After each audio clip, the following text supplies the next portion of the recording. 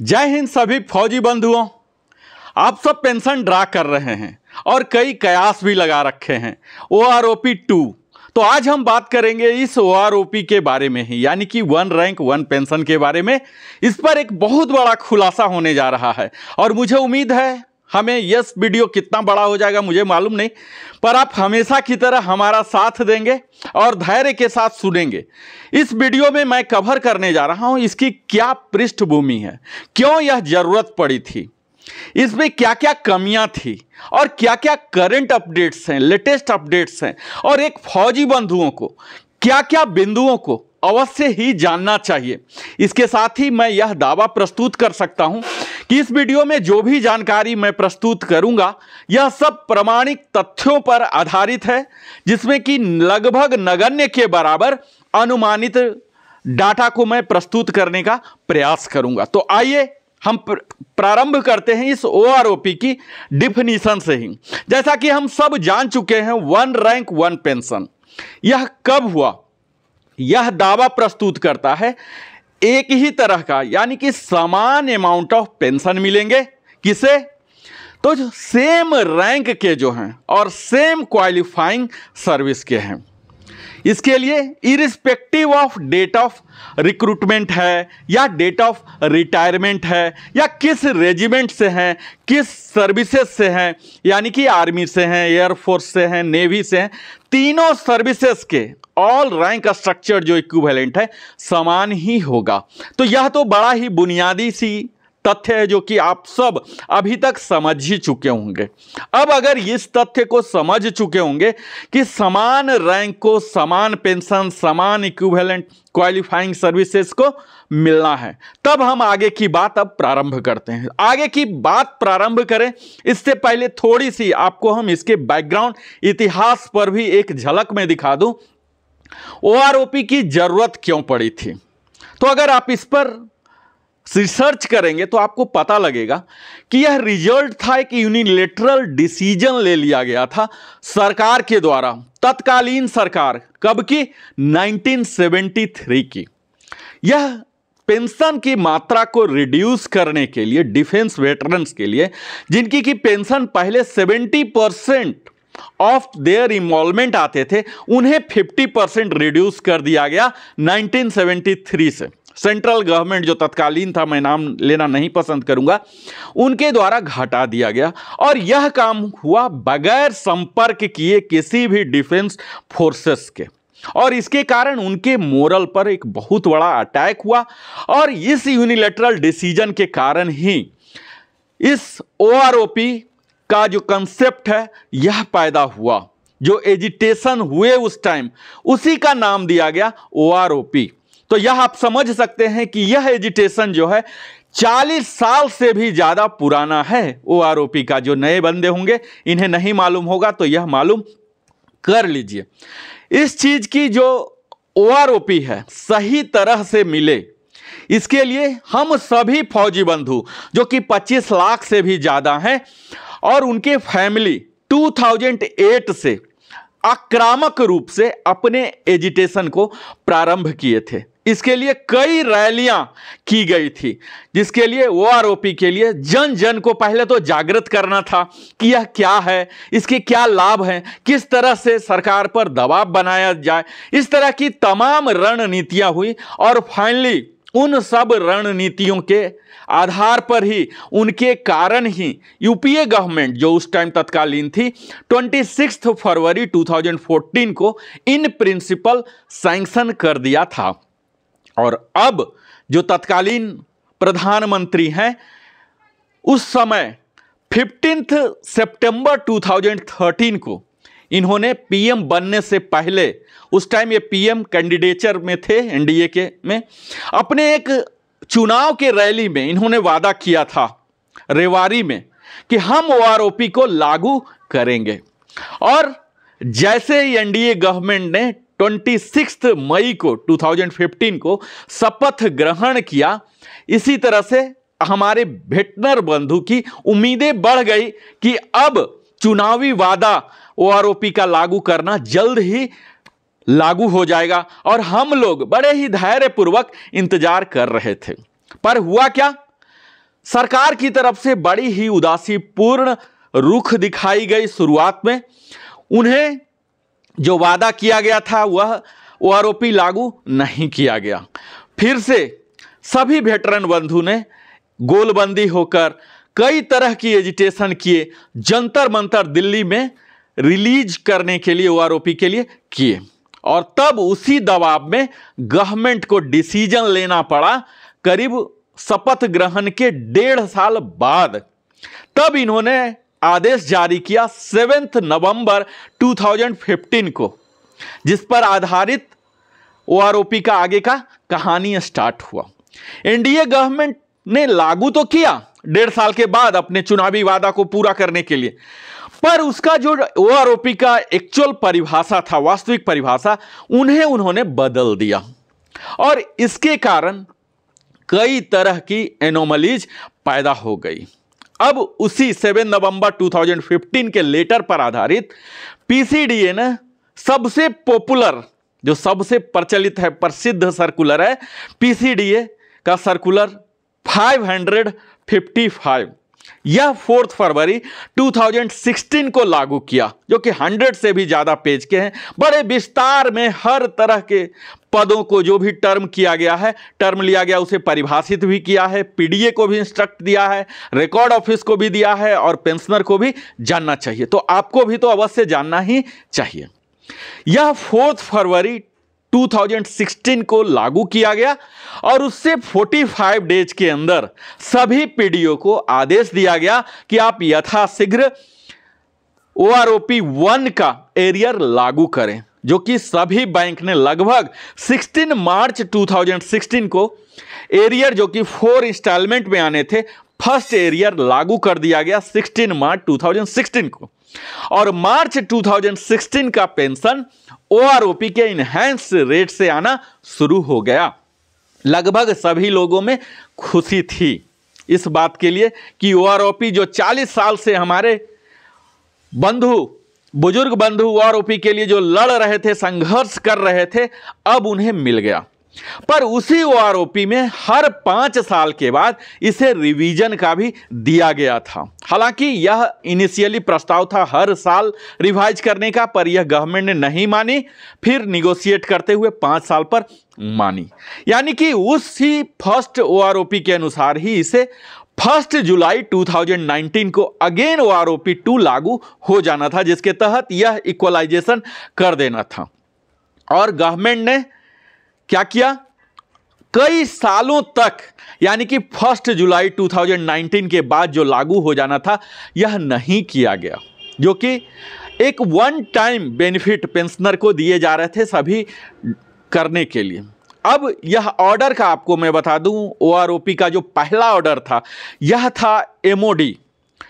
यह आपको इसलिए मैं बता रहा हूं ओआरओपी का इतिहास, क्योंकि यही ओआरओपी 2 में भी इतिहास दोहराने जा रही है भारत सरकार। यह एमओडी लेटर नंबर था 12/1/2014 डी पेंशन पोल पार्ट 2 डेटेड 7 नवंबर 2015, और जो टेबल फिक्सेशन हुए थे उसके लिए जो गाइडलाइन आए थे, एमओडी के लेटर थे 12/1/2014 D pension policy part 2 dated 3 फरवरी 2016। यानी कि सर्कुलर 555 के पीछे 2 एमओडी के लेटर आ रहे थे। अब यही दोहराने जा रहा है फिर से। अब इसमें क्या होगा, जो रिवीजन हुआ पेंशन, यह किया तो गया 555 सर्कुलर के द्वारा, लेकिन यह एक्चुअल ओआरओपी था नहीं।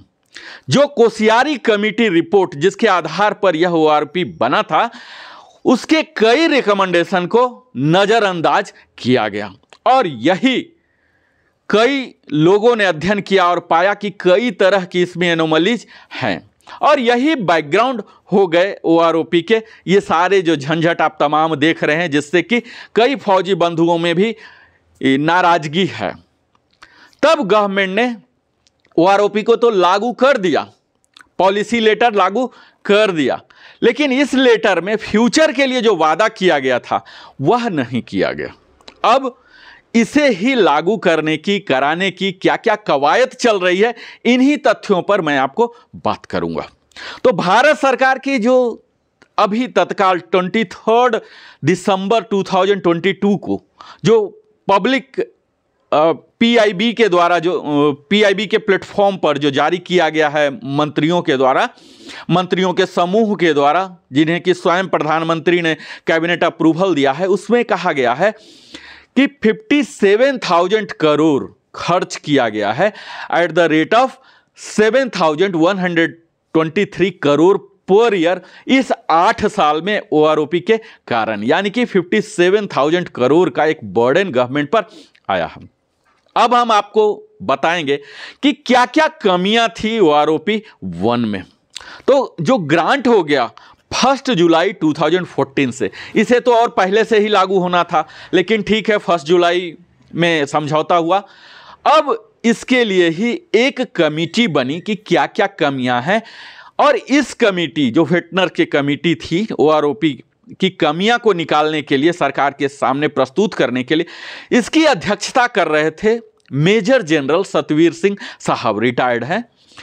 जब वन टाइम इंक्रीज दिया गया पेंशन, तो इसमें कई तरह के लैकुना थे जो कि स्वीकार नहीं किए जा सकते थे, लेकिन कई तरह की मजबूरियों के बाद एग्जामिन किया गया, उसके ओमिशन, कई तरह के ओमिशन कमीशन एरर थे, और ओआरओपी 1 को एक्सेप्ट किया गया, एरियर भी जारी हो गया।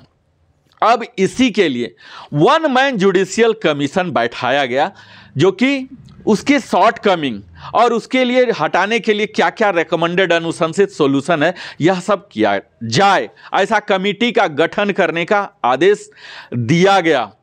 पर दिसंबर 2022 तक उस कमेटी जो गठन किया गया था, उसका कोई भी 1 मैन जुडिशियल कमीशन, कुछ भी नाम तक नहीं है, क्या हुआ नहीं हुआ, वो कमेटी ऐसे ही हवा में चला गया। अब इसके कारण कई तरह की नाराजगी वेटरन्स में आई, और तब इन नाराजगी ओआरओपी 2 के लिए कई तरह के दबाव बनते रहे, रणनीतियां बनते रहे। तब जो कि 5 साल के बाद ओआरओपी का रिवीजन होना था, तब गवर्नमेंट को 1 जुलाई 2019 से जो 5 साल के बाद करना था, उसके लिए कदम उठाने पड़े। अब उसे मैं बताता हूं, लेटेस्ट क्या अपडेट है और करंट स्टेटस क्या है ओआरओपी 2 का। तो इसे रिवाइज करना था, इंप्लीमेंट करना था 1 जुलाई 2019 से, यह तो आप समझ ही गए। अब इसकी जो यथास्थिति मैं बताता हूं कि ऑथोरिटी जो इससे कंसर्न ऑथोरिटी है, कोई भी एक्शन नहीं लिए थे। सेकेंड ओआरओपी को कोई भी सरकार के द्वारा एक्शन नहीं लिया गया 1 जुलाई 2019 के बाद। तब हमारे वेटरन्स बंधु हैं, इन्होंने ऑनरेबल सुप्रीम कोर्ट को पहुंचा, और तब एक बहुत लंबी संघर्ष के बाद ऑनरेबल सुप्रीम कोर्ट ने आदेश दिया गवर्नमेंट ऑफ इंडिया को कि आप सेकेंड ओआरओपी को लागू करने के लिए 3 महीने के अंदर जल्द से जल्द अपनी प्रक्रिया समाप्त करें, और वह डेट खत्म हो रहा था 15 जून 2022 को। अब 16 जून 2022 को गवर्नमेंट ने फिर से अप्रोच किए ऑनरेबल सुप्रीम कोर्ट को कि फ्यूचर फिर 3 मंथ्स को हमें दिया जाए, हमने काम नहीं कर पाया है। 15 सितंबर 2022 तक उन्होंने एक्सटेंड कर लिया, और वह ऑनरेबल सुप्रीम कोर्ट के द्वारा ग्रांट भी कर दिया गया। अब यह तो वेटरन कम्युनिटी के लिए बड़ा ही दुखद घटना हुआ कि 2 बार 3-3 महीना का मिल गया। अब सेकेंड ओआरओपी जो है, इसे फिर से, जैसा कि हमेशा होते रहा है, आप ये समझ पा रहे होंगे अगर भारत के नागरिक होंगे तो, फिर से इसे ठंडे बस्ते यानी कि आप कह सकते हैं कोल्ड स्टोरेज में डाल दिया गया। अब 3 महीने एक्सटेंशन फिर से मांगने का प्रयास प्रारंभ होने लगा, और तब सेकेंड ओआरओपी को इंप्लीमेंट करने के लिए जो लास्ट डेट था सितंबर में जो दिया गया 15 दिसंबर 2022 था। इस बीच हमारे वेटरन्स बंधु ने भी बहुत सुप्रीम कोर्ट में संघर्ष किया, और लास्टली इसको गवर्नमेंट एजेंसी की ही फेलर कह सकते हैं कि पीसीडीए इतनी बड़ी संस्था काम कर रही है, सीजीडीए इतनी बड़ी संस्था काम कर रही है, मोडी काम कर रही है, तो कहीं ना कहीं एटीट्यूड का समस्या है कि उन्होंने ध्यान नहीं किया। या आप कह सकते हैं कि प्रजातंत्र में लोकसभा, विधानसभा और कई तरह के चुनाव आते हैं, उन सबों से भी जोड़कर ऐसा कयास लगाया जा रहा कि इसे अननेसेसरली ड्रैग किया जा रहा है, हनीमून पीरियड से लास्ट में खींच कर लिया जा रहा, ताकि कई लोगों का ऐसा मानना है कि इसे राजनीतिक लाभ लेने के लिए भी इसे ड्रैग किया जा रहा है। अब कितना सच्चाई है ये सब की सत्यापना आपके ऊपर है, आप सत्यापित इसे कीजिए अपने ज्ञान के आधार पर, अनुभव के आधार पर। तो यह 15 दिसंबर को अब ये लागू हो जाना था, लेकिन एक सप्ताह पहले तक कुछ भी नहीं किया गया। इसके लिए लोकसभा में भी कई क्वेश्चंस किए गए थे, कई एमपी जो कि वेटरन्स के लिए काम करते हैं उनके लिए। उसमें से एक अनस्टार्ड क्वेश्चन जो है 2288 जो कि 29 जुलाई 2022 को एक माननीय लोकसभा के सदस्य के द्वारा पूछा गया था। 9th सेशन जो 17th लोकसभा अभी चल रहा उसमें पूछा गया था, उसके जवाब भी दिया गया, लेकिन वही ढुलमुल कोई संकल्पित जवाब लोकसभा में नहीं दिया गया। अब यूनियन गवर्नमेंट ने अप्रूव कर दिया रिवीजन ऑफ पेंशन जो कि आर्म फोर्सेस फैमिली पेंशनर के लिए है, ये 1 जुलाई 19 से। कैसे यह अप्रूवल आया? मीडिया के सामने। अभी तक मीडिया के ही पीआईबी के वेबसाइट में दिया हुआ है, जो कि 23 दिसंबर 2022 को फ्राइडे को जारी किया गया था मंत्रियों के द्वारा, जो कि स्वयं प्रधानमंत्री की अध्यक्षता में कमेटी हुई और इसे इन प्रिंसिपल सैंक्शन कर दिया गया OROP 2 का। पर वह जो टेबल दिया गया, लेटर दिया गया, उसमें कई रैंक मिसिंग हैं और हम सब जानते हैं कि हमारा रैंक, वही रैंक अलग अलग क्वालिफाइंग सर्विस में है। हमारे ग्रुप हैं, एक्स हैं, वाई हैं। ऑफिसर्स के केस में अलग अलग कोर हैं, उनके मेडिकल कोर के अलग होते हैं, आर्टिलरी के अलग होते हैं। इस तरह से उनके रैंक स्ट्रक्चर सेम होते हुए क्वालिफाइंग अलग होंगे, ग्रुप अलग होंगे, रेजिमेंट अलग होंगे। इस तरह से अलग अलग स्ट्रक्चर, एमएनसी का अलग टेबल आता है। इन सबों को नज़रअंदाज करते हुए एक अद्भुत टेबल दिया गया, जो कि कहाँ से मैच कर रहा, क्या कर रहा है।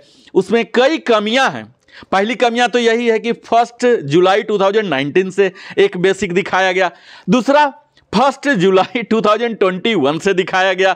तो कई लोग यह कयास लगा रहे हैं कि पहला बेसिक रिवीजन मेरा जुलाई 19 से होगा, दूसरा 21 से होगा। हालांकि जब पीआईबी को पता लगा कि कुछ चूक हो चुकी है, तो उन्होंने इस कॉलम को हटा दिया 2021 वाले को।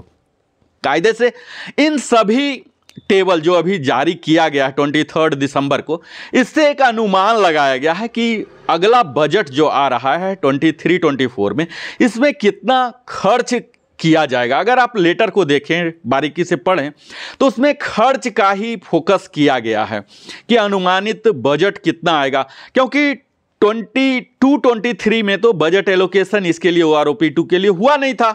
अब इसे होना है 23-24 में ही। वहीं पर बजट एलोकेशन के लिए कितना एक्स्ट्रा एक्सपेंडिचर का आएगा बर्डन, इस चीज का एक मुआयना लगाया गया है। इससे यह नहीं लगाया जा सकता कि कब मिलेगा, क्योंकि उसमें डेट नहीं दिया गया। हाँ, इतना जरूर बताया गया है कि पूर्वत 4 इंस्टॉलमेंट में ही दिया गया, 1 जुलाई 2019 से ही रहेगा। अब इसमें मैं बताऊं OROP 2 में कौन कौन बेनिफिशरी होंगे। तो जो रिटायर हुए हैं 30 जून 2019 तक, उन्हें इस OROP 2 का बेनिफिट मिलेगा। अब बेनिफिट के तहत क्या राशियां होंगी, तो आप यह देख लीजिए कि 16 से 19 यानी कि 2 से 3 इंक्रीमेंट का जो हमारे बराबर इक्विवेलेंट ड्रा कर रहे हैं इन सर्विस, तो 2 से 3 इंक्रीमेंट अवश्य ज़्यादा ले रहे हैं। तो 3 इंक्रीमेंट तो मोटा मोटा आप कह ही सकते हैं कि इतना आपको अवश्य इसका बेनिफिट होने जा रहा है।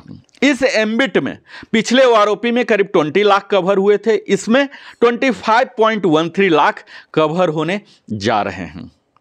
अब यह कौन सा बेस ईयर होगा, तो इसके लिए 2018 में जो हमारे सेवारत हैं, जो फौजी बंधु, उनकी जो मिल रही है एनरोलमेंट, उसका एवरेज हमें दिया जाएगा, यानी कि मिनिमम मैक्सिमम का दिया जाएगा सर्विसेज वाइज। अब इसके OROP 2 का स्ट्रक्चर टेबल की अगर बात करूं तो इसमें उसी तरह का टेबल होगा जैसे पहले आते थे, यानी कि हर कैटेगरी का अलग अलग, कैटेगरी का मतलब X होगा, Y होगा, क्वालिफाइंग सर्विसेज होंगे, उसके लिए ही डिसेबिलिटी होंगे, वार इंजरी के होंगे, सारे कैटेगरी यहाँ भी कवर होने जा रहे हैं। अब मैं बताऊं कि इसकी एप्लीकेबिलिटी क्या होगी OROP 2 की, और इसके रेंज क्या होंगे। तो इसमें मैं आपको एक लाइन अगर बोलूं तो इसमें सभी पेंशनर और सभी फैमिली पेंशनर आएंगे। कौन कौन? सभी का मतलब जो रिटायर हुए हैं, डिस्चार्ज हुए हैं, इनवैलिडेटेड आउट हुए हैं फ्रॉम सर्विसेज, या उनकी मृत्यु हो गई है इन सर्विस, या आफ्टर रिटायरमेंट किस रैंक में, कमीशन्ड ऑफिसर रहे हो, जेसीओ रहे हो, या अदर्स रहे हो, या नन कम्बटेंट इनरोल्ड जो एनसी होते हैं वो किसके होंगे? आर्मी के होंगे, नेवी के होंगे, एयरफोर्स के होंगे, डिफेंस सिक्योरिटी कॉर्प्स के होंगे, टेरिटोरियल आर्मी के होंगे। जो भी 1 जुलाई 2019 को पेंशन के लिए दावेदार हैं, यानी कि जिनको 1 जुलाई 2019 को पेंशन मिल रहा, ये सब कैटेगरी के लिए, उन सबको मिलेगा। इसमें अगर मैं थोड़ी सी गहराई में जाऊं तो इसमें रिटायरिंग पेंशन होंगे, सर्विस पेंशन होंगे, service element of disability pension इससे अफेक्ट हो रहा, service element of war injury जो है वो भी होगा, इनवैलिड पेंशन कई 1 साल 2 साल 5 साल में ही इनवैलिडेट आउट हो जाते। फैमिली पेंशन के लिए जैसा आप जानते होंगे 2 तरह का रेट होता है। पहला होता है ऑर्डिनरी फैमिली पेंशन, यानी कि 60% ही मिलते हैं, और दूसरा होता है इनहैंस्ड रेट जो कि फुल, जो कि पेंशनर का रेट होता है। तो ये दोनों अफेक्ट होंगे। फैमिली पेंशन में ही स्पेशल फैमिली जिन्हें मिल रही है वह भी होंगे, स्पेशल डिपेंडेंट फैमिली, चाहे उनके संतान के हों, डिसेबल्ड संतान या माता पिता हों, इस तरह के केस को भी यहाँ बेनिफिट मिलने जा रहा। दूसरा second line award of special family pension, वह भी इसके बेनिफिशियरी होने जा रहे हैं। लिबरलाइज फैमिली पेंशन के तहत भी हैं, लिबरलाइज डिपेंडेंट पेंशन जो है उन्हें भी लाभ मिलेगा, और second life award of liberalise family pension है उन्हें भी मिलेगा। Disability element of disability pension है, वह भी रेट यहाँ इनहेंस होने जा रहा। इसके साथ ही war injury of element of war injury pension जो डिस्चार्ज हुए थे, और war injury element of war injury pension जो इनवैलिडेट आउट हुए थे, जो प्री 1 जून 1953 के डिस्चार्ज पर्सनल हैं, टीए पर्सनल हैं, और नन कम्बटेंट इनरोल्ड जो एनसीई हैं ऑफ रेगुलर आर्मी एयरफोर्स वगैरह के, जो ड्राइंग पेंशन है 1 जुलाई 2014। तो यह तो इसका रेंज है। अब यहां बता दूं कि टीए पर्सनल का मैंने नाम लिया, तो यहाँ टीए पर्सनल के लिए मैं विशेष बता दूं, हमारे कई व्यूअर हैं तो उनके लिए टीए पर्सनल के लिए invalid pension, service element of disability pension और सर्विस पेंशन भी इसमें शामिल किया जाएगा। नेचर ऑफ अवार्ड, यह सब पीपीओ में मेंशन रहता है। अब यह तो एप्लीकेबिलिटी की बात थी, अब मैं नॉन एप्लीकेबिलिटी की बात कर रहा हूं, किन्हें यह नहीं होगा, क्योंकि यही OROP 1 में भी हुआ, तो ऐसी कयास लगाई जा रही है कि OROP 2 भी इसी तरह का होगा। इसमें रिजर्विस्ट पेंशनर नहीं शामिल होंगे, और जो एक्स ग्रेसिया पेमेंट ले रहे थे इसका रिवीजन 1986 से ही केंद्रीय सरकार के पास पड़ा हुआ, कोर्ट में पड़ा हुआ, यह सब नहीं हुआ। और कई तरह के ऐसे पेंशनर होते हैं जो यूके के सारे KCIOs पेंशनर हैं, यह भी शामिल नहीं होंगे। इसके साथ ही जो पेंशनर पाकिस्तान या बर्मा आर्मी पेंशनर हैं किसी वजह से, ये सब इसमें नॉन एप्लीकेबल कहलाएंगे। तो कितने बेनिफिट होंगे अगर छोटे से शब्द में आप पूछें, क्योंकि 2 से 3 इंक्रीमेंट का हो रहा है, तो आप मोटा मोटा 10 से 15% तो मान ही सकते हैं कि यह आपके पॉकेट में आने वाला है। अब सरकार पर कितना इसका अतिरिक्त भार, आर्थिक भार पड़ने वाला है, जो कि इन्होंने बताया है तत्काल। यह एस्टिमेटेड एनुअल एक्सपेंडिचर है जो लागू होने के कारण यह 8,450 करोड़, जो कि 31% डियरनेस रिलीफ के अनुसार जोड़ा गया है। और एरियर अगर 1 जुलाई 19 से लिया जाए और दिसंबर 31 2021 तक लिया जाए तो इसे कैलकुलेट किया गया है 19,316 करोड़, जो कि 17% डीए, जो कि कोरोना के कारण फ्रीज थे 17% के कारण। और 1 जुलाई 19 से लेके जून 30 2021 तक लिया जाए 31% का, तो यह जुलाई 2001 तक, तो एरियर विथ इफेक्ट फ्रॉम 1 जुलाई 19 से लेके अगर टोटल 30 जून 2022 तक ले रहे हैं तो यह आ जा रहा है 23,638 करोड़ डीए के साथ एक्स्ट्रा बर्डन। तो यह सब तो कैलकुलेशन किया गया है बजटरी रिलोकेशन के लिए, जो कि बजट यूनियन बजट 2023-24 में यह सब सैंक्शन किया जाएगा। तो यह सब है जो ऑनगोइंग खर्च है, जो रेगुलर खर्च होते रहे, इसके अलावे हैं। तो यह सब वीडियो आपने देखा सुना, अब आपको क्या करना है, क्या जानना है, यह सारांश में मैं आपको बता दूं कि सुप्रीम कोर्ट का इंटरवेंशन हमारे लिए बड़ा ही अहम रहा दबाव देने पर सरकार पर, जिसमें कई तरह की संस्थाएं, हमारे वेटरन संस्थाएं ने गोलबंदी करके, अपना रुपया खर्च करके, चंदा करके, इस तरह से उन्होंने सेकेंड ओआरओपी के लिए बड़ा ही प्रयास किया। नहीं तो गवर्नमेंट का तो डिले करने का ही है। अब इसमें जल्द ही उम्मीद किया जा रहा है कि जल्द ही आएगा। हमें क्या करना है, हमें इन सारी बातों को जानना है, तभी हम समझ पाएंगे। क्योंकि जब तक हम सजग नहीं हैं, जागरूक नहीं हैं अपने अधिकारों के प्रति, तब तक प्रजातंत्र में आप लाभ नहीं ले सकते। क्योंकि प्रजातंत्र में सरकार जो बनती है हमारे ही वोट से बनती है, उनकी नीतियां आती हैं। उनकी नीतियां को समझने के लिए पहले हमें अपनी नीतियां को समझना जरूरी है कि कौन सी सरकार, कौन सी पार्टी हमारे हित के लिए सोच रही है और हमारा हित आखिर है क्या। इन्हीं तमाम बिंदुओं पर आपको फोकस करने का, जागरूक करने का हमारा उद्देश्य है।